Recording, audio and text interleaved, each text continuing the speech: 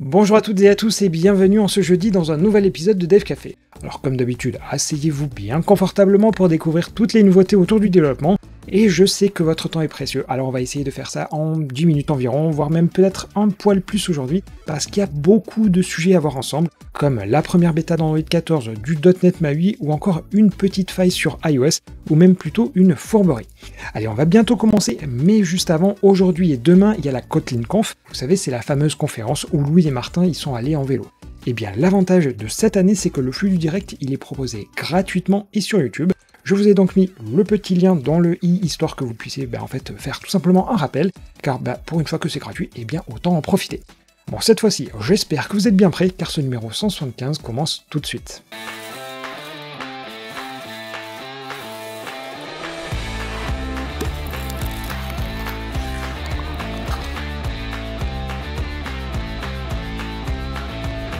Pour débuter, une petite précision sur la polémique autour de Rust et qui était née il y a quelques jours et qui, pour la faire courte, voulait s'attribuer la propriété du mot Rust.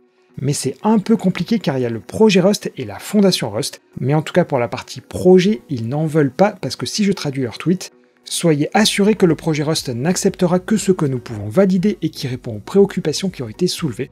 Bref, comme je vous l'avais promis hier, s'il y a encore un rebondissement, je vous en ferai bien sûr part, mais je pense qu'on peut déjà estimer que le sujet comme étant quasiment clos.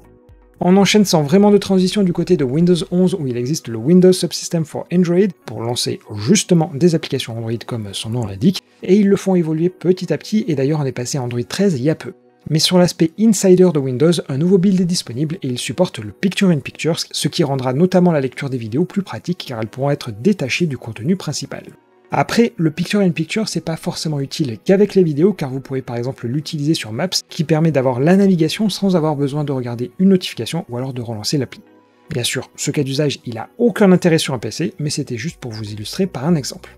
Ensuite, il y a un deuxième mode qui me semble assez flou dans sa description, mais qui se nomme Partially Running, et qui permet de lancer des applications plus rapidement. A priori, il semblerait que certains services soient désactivés, et que donc ça accélère les choses. Si toutefois vous vous sentez l'âme d'un testeur, il suffit de devenir insider pour Windows, par contre avec les risques et périls que ça comporte. Toujours dans l'univers Android, Android Studio est aujourd'hui en version électrique Hill ou anguille électrique, et la prochaine s'appellera Flamingo ou Flamant Rose.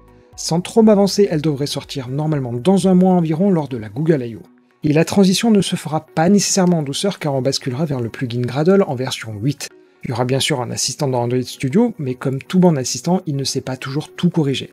Par conséquent, je vous renvoie vers cet article de Google pour potentiellement déjà vous y préparer et voir si ce sera plutôt une hécatombe ou alors une simple lettre à la poste.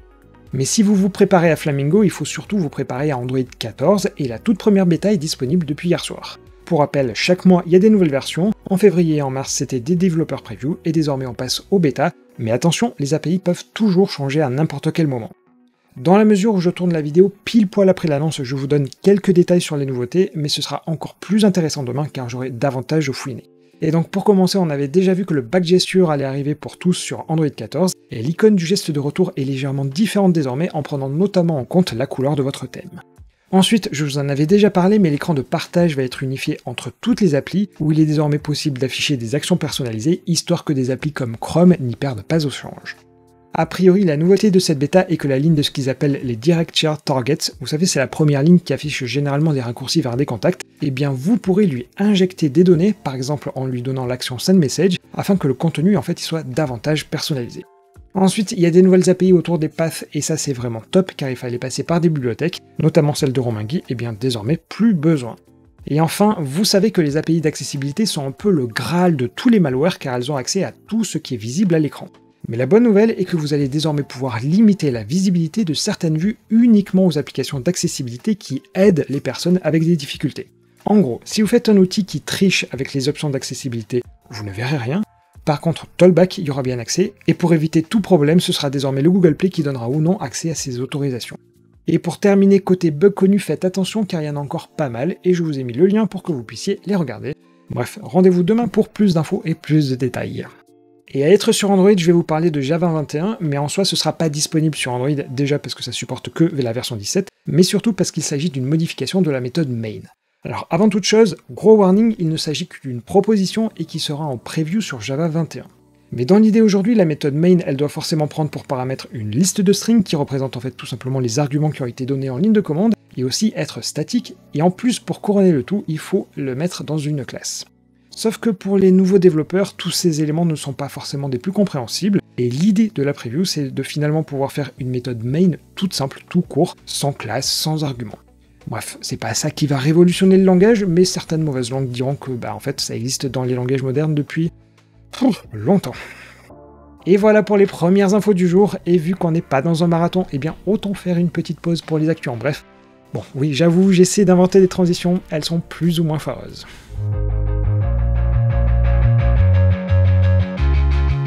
Notre tonton Musk avait supprimé le département des relations presse lors de son rachat de Twitter avant de remplacer par un email automatique avec l'emoji caca. Mais finalement, avoir un département dédié n'était pas si mal car le propriétaire de Twitter est à la recherche de ce type de profil désormais. Sur un tout autre sujet, si vous utilisez Firebase Hot et que les augmentations tarifaires ne vous font pas peur, depuis la version 10.8.0 sur iOS, la fonctionnalité d'AppCheck est désormais disponible. Oh rage, au désespoir, depuis mardi soir, le site et les applications de Météo France ont rencontré des problèmes de connexion. Fallait-il mieux prendre sa doudoune ou son short? Le mieux était tout simplement d'ouvrir la fenêtre. Ensuite, par l'intermédiaire du journal Le Parisien, le groupe derrière la vache qui rit a réalisé un partenariat avec Climax Foods pour créer des recettes avec des IA. Plusieurs produits végétaux seront ainsi commercialisés. Après les prouesses de ChatGPT, nos papilles seront-elles convaincues? Eh bien nous le serons bientôt. Et pour terminer, vous ne le saviez peut-être pas, mais GitHub propose une boutique avec des goodies. Et d'ailleurs, des nouveaux ont fait leur apparition. Par contre, prenez un panier plutôt fourni car les frais de port sont élevés et la douane risque de vous attendre les bras grands ouverts. On reprend en changeant complètement d'écosystème pour aller dans celui de Microsoft, et la solution officielle pour faire du cross-platform mobile, c'est plus Xamarin et les Xamarin Forms, mais plutôt .NET MAUI qui est une complète réécriture. Comme j'ai déjà pu vous l'expliquer par le passé, on dira que ça rencontre pas un franc succès, mais malgré tout, je vous en avais fait une présentation sur la chaîne assez complète d'ailleurs et qui est dispo dans le petit i. Et si je vous parle du framework aujourd'hui, c'est qu'une troisième preview est disponible et elle met l'accent sur la stabilité et la qualité du contenu, car en fait, une des principales raisons du semi-échec, c'est qu'il y a tout de même pas mal de bugs. C'est pour ça qu'on apprend que plus de 300 tickets ont été résolus et 700 PR mergés. L'autre aspect d'amélioration concerne l'utilisation mémoire, où il semblait qu'il y avait un leak lorsqu'on ouvrait et fermait des écrans sans cesse, et c'est essentiellement tout pour les nouveautés, mais la chose intéressante c'est qu'ils affichent une roadmap précise de ce qui sera intégré sur cette version qui sortira normalement en novembre. Ils mettent par exemple dans leur panier le support d'Android 14 ou encore une amélioration de la gestion du clavier autant sur mobile que sur desktop, parce que oui, j'ai oublié de vous le dire, mais Windows et macOS sont aussi supportés. Et à évoquer .NET MAUI, je rebondis sur la conférence Build qui aura lieu dans un peu plus d'un mois environ. Alors vous pouvez soit aller en présentiel à Seattle, soit suivre tranquillement ça depuis votre canapé, et à ce titre, le programme a été dévoilé. Sur l'aspect purement MAUI, il y aura une QA autour des nouveautés, mais aussi une session sur Blazor ou encore une autre qui, je pense, fera office de présentation du framework à ceux qui ne le connaissent pas encore. Ne vous inquiétez pas trop de mettre des rappels, parce que je m'en occupe pour vous. On poursuit avec un peu d'OpenAI maintenant, où c'est désormais officiel et la société va lancer des applications natives Android et iOS, tout simplement car 2 offres d'emploi ont été mises en ligne, chacune pour l'un des OS. Dans la mesure où les recrutements ne se font que maintenant, il ne faut pas s'attendre à voir débarquer les applis rapidement, mais une chose est sûre, il y aura bien des applis mobiles officielles un jour ou l'autre sur l'écosystème d'OpenAI. Ensuite, je vous en avais parlé hier, mais désormais Upright est disponible en version 1.3. La grosse fonctionnalité, c'est que toute la base de données est désormais relationnelle. Vous allez donc pouvoir mettre des relations en one-to-one, one-to-many, etc., etc. Il y a aussi les requêtes où le nombre maximum d'entrées renvoyées ne pose plus problème si vous mettez une taille de page conséquente, car auparavant on était limité à 100 documents. Idem si vous avez auparavant des erreurs de type index not found, eh bien a priori c'est corrigé. Toujours sur la base de données, il y a des nouveaux opérateurs comme du isNull et du isNotNull, mais surtout, grâce aux relations, il y a un équivalent des select. Sur l'aspect authentification, auparavant, il fallait à minima 8 caractères pour le mot de passe, mais les conditions sont maintenant plus flexibles avec par exemple ne pas utiliser un mot de passe déjà défini avec une limite aux 20 derniers, ou encore le fait de suivre un certain pattern pour éviter le fameux 1, 2, 3, 4, 5, 6, 7, 8, 9 comme mot de passe. Il y a aussi d'autres nouveautés, mais pour rappel, avec Upright, c'est à vous de le déployer par exemple sur un Raspberry Pi. En revanche, ils travaillent sur une déclinaison cloud où c'est eux qui s'en chargeront. Il se trouve que j'ai une invite en trop, alors si quelqu'un d'entre vous la veut, eh bien le premier qui me la demande l'aura. Et non, je vous fais pas un concours, car si tout se passe bien, il devrait y en avoir un demain, mais je vous en dis pas plus.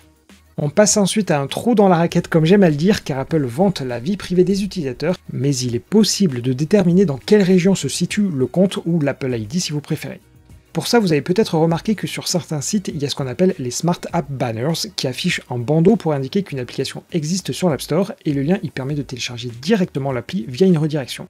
Mais les ingénieurs de chez Fingerprint ont noté que cette bannière ne s'affiche pas si l'application n'est pas disponible dans la région où l'utilisateur a mis son compte Apple. Alors attention, c'est pas la géologue de sa position, mais bien le pays associé au compte Apple. Et en faisant un truc tout bête qui vient itérer sur les 175 régions dans lesquelles l'App Store est disponible, eh bien on peut alors déterminer cette information géographique. Alors bon, vous allez me dire que certes cette information elle n'est pas forcément des plus importantes, mais selon le suivi que vous voulez faire sur un utilisateur, eh bien d'une certaine manière, l'anonymat n'est plus total. A noter que le site Fingerprint annonce que ce n'est qu'une première découverte et qu'à minima une deuxième arrivera. Et bien comme j'aime à vous le dire, eh bien rendez-vous dans le prochain épisode. Et voilà, c'était tout pour cette 175 émission. J'espère qu'elle vous a apporté joie et satisfaction. Et mon petit questionnaire de satisfaction à moi, c'est justement le pouce vers le haut sur cette vidéo. Alors n'hésitez pas, ça ne prend que quelques secondes.